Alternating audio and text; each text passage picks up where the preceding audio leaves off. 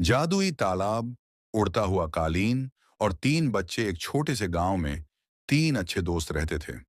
आन्या, राहुल और चिंटू तीनों बहुत जिज्ञासु थे और नई नई चीजें खोजने में उन्हें बहुत मजा आता था।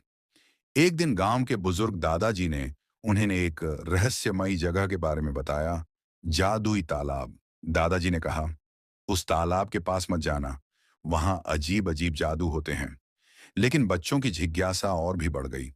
अगली सुबह तीनों दोस्त जंगल की ओर चल पड़े। थोड़ी दूर चलने के बाद उन्हें एक चमकता हुआ नीला तालाब दिखाई दिया।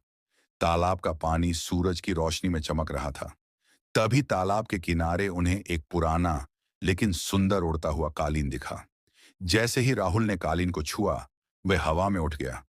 तीनों बच्चे डर गए, लेकिन कालीन ने धीरे से उन्हें ऊपर बैठा लिया। डरो मत, कालीन से एक मीठी आवाज आई। मैं तुम्हें एक जादुई सफर पर ले चलूंगा। कालीन उड़ता हुआ आसमान में पहुंच गया। नीचे गांव, जंगल और नदियां खिलौनों जैसी दिख रही थीं। बच्चे खुशी से चिल्लाने लगे।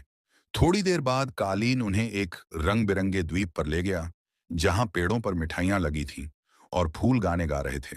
लेकिन अचानक आसमान काला हो गया। एक उदास जादुई पक्षी वहां आया और बोला, मेरी दुनिया का जादू खत्म हो रहा है, क्या तुम मेरी मदद करोगे? तीनों बच्चों ने मिलकर तालाब से लाया हुआ थोड़ा सा जादुई पानी पक्षी को दे दिया। जैसे ही पानी उसके पंखों पर गिरा, पूरा द्वीप फिर से चमक उठा। पक्षी खुश हो गया। उसने बच्चों को धन्यवाद दिया और कालीन उन्हें वापस गांव के पास छोड़ आया। जाते जाते कालीन बोला, सच्ची दोस्ती और मदद करने की भावना ही सबसे बड़ा जादू है। तीनों बच्चे मुस्कुराते हुए घर लौटे। अब वे जानते थे कि जादू सिर्फ कहानियों में नहीं, अच्छे दिलों में भी होता है। कहानी का संदेश, मिलकर मदद करने और सच्ची दोस्ती से हर समस्या हल हो सकती है।